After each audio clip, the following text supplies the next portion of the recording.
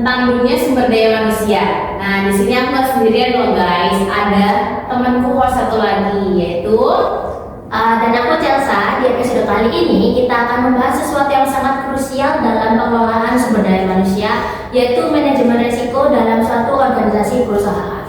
betul banget Chelsea. Manajemen sumber daya manusia bukan cuma soal perekrutan dan penggajian nih, tapi juga bagaimana kita mengelola risiko yang berdampak pada tenaga kerja dan perusahaan secara keseluruhan. Setuju, dan kita juga punya studi kasus menarik nih teman-teman, yaitu tentang perusahaan jamu legendaris yaitu PT Nyonya Munir yang akhirnya bangkrut atau gulung tikar karena berbagai faktor risiko SDM yang kurang terkelola dengan baik. Nah, tanpa berlama-lama lagi, di sini kita nggak cuma berdua loh, ada dua teman kita nih yang akan menjawab pertanyaan-pertanyaan yang akan kita tanyakan tentang MSDM manajemen risiko. Pertama-tama aku mau tahu apa sih itu sumber daya manusia, yaitu yang kita bakal bahas hari ini, yaitu manajemen risiko. Boleh dijelaskan Rafael atau Mbak Dita nih? Oke, kita mulai dari dasar dulu nih. Untuk mengawali topik kita, manajemen risiko dan MSDM adalah proses sistematis untuk mengidentifikasi, menganalisis, dan menangani risiko yang berkaitan dengan tenaga kerja.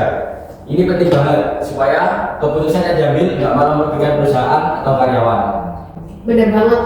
Aku dengar menurut Dassler di tahun 2020 itu manajemen risiko SDM itu cara yang baik untuk menilai dan menangani risiko yang terkait dengan tenaga kerja demi mencapai tujuan suatu organisasi atau perusahaan. Jadi ini bukan cuma soal menghindari hal buruk nih, tapi juga bagaimana kita bisa memanfaatkan peluang dengan lebih baik. Oh, jadi menurut kalian manajemen risiko itu seperti itu. Kalau menurut kalian sendiri gimana? Ternyata risiko itu harus dimanajemen juga ya, kayak repot banget ya. Aku kira ya MSDM kayak ya udah beneran cuma rekrut, gaji, ternyata harus ada risiko itu harus dimanajemen juga.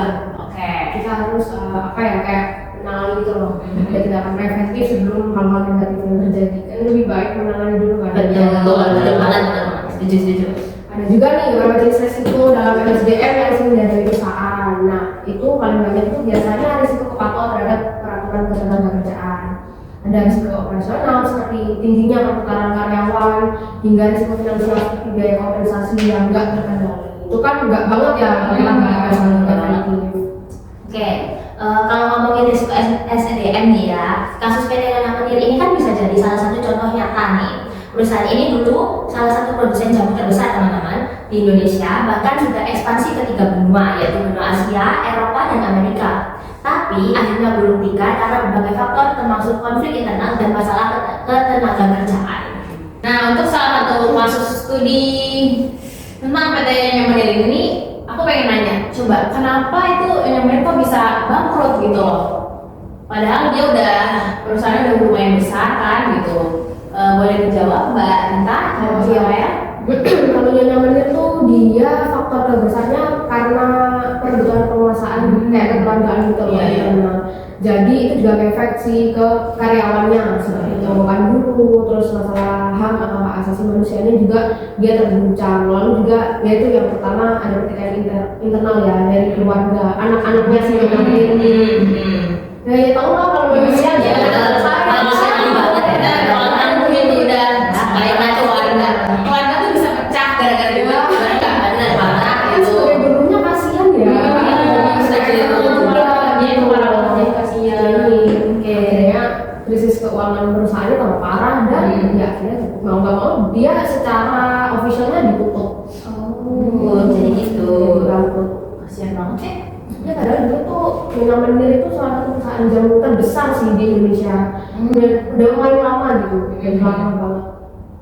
Oke, selain yang udah kita jelasin nih, mungkin ada beberapa penyebab atau faktor lain yang membuat PT Nyonya Munir ini bisa bangkrut. Mungkin Rafael bisa jawab.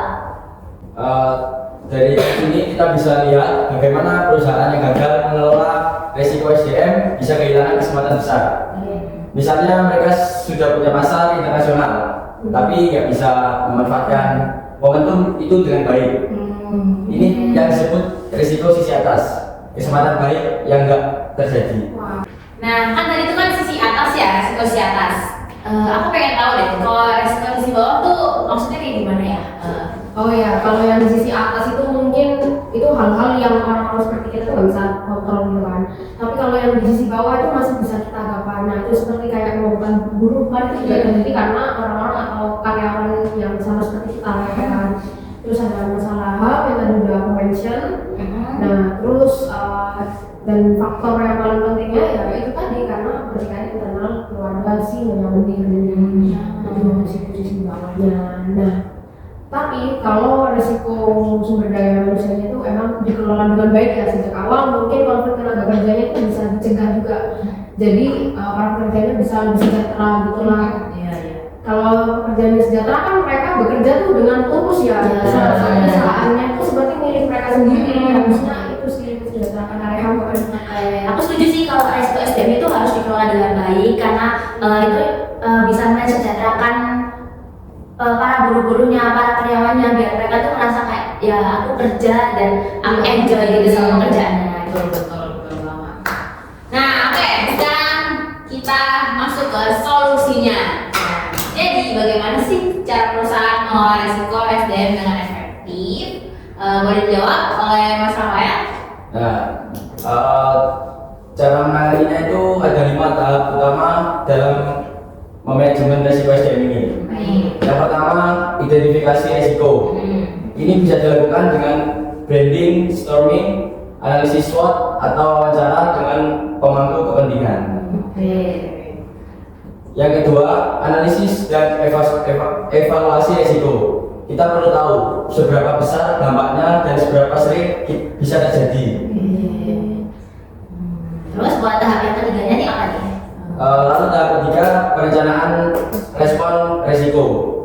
Ada 4 strategi utama nih: menghindari risiko, mentransfer risiko ke pihak lain, mengurangi dampak risiko, atau menerima risiko tersebut. Yang keempat, implementasi respon risiko.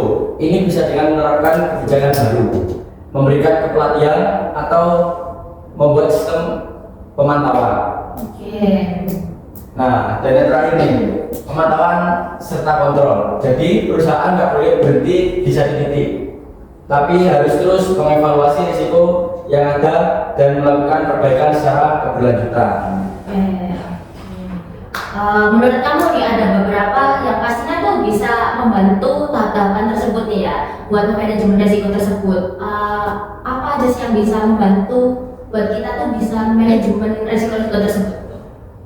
Nah, ada beberapa alat yang bisa membantu, seperti matriks risiko, key risk, indikator atau KRI, banyak tingkat turnover atau jumlah keluhan karyawan, serta risk register untuk mencatat dan mengelola risiko. Seru banget pembicaraan kita hari ini. Solusinya ternyata banyak banget ya. Dan sekarang kan tambah canggih ya. Jadi mungkin mengelola atau memantau kayak gini tuh dengan sistem-sistem dibantu AI udah banyak lah pastinya. Tinggal SDM-nya sendiri nih yang harus ditegesin lagi ya kan. As a Gen Z nih ya, kita udah menyatu banget ya guys sama yang namanya AI gitu ya. Gen Z, Gen Alpha ya setelah ini. Wah, udah gak kerasa ya kita udah di ujung acara nih. Seru banget pembahasan hari ini. Jadi tuh kita tahu ya manajemen risiko SDM tuh bukan sekadar teori doang ya, tapi hal yang benar-benar bisa menentukan keberlanjutan sebuah perusahaan. Setuju banget. Terus kasus kepemilikan ini juga bisa jadi salah satu contoh nyata ya, di mana pengelolaan risiko yang buruk itu bisa berujung pada kehancuran suatu bisnis. Oke.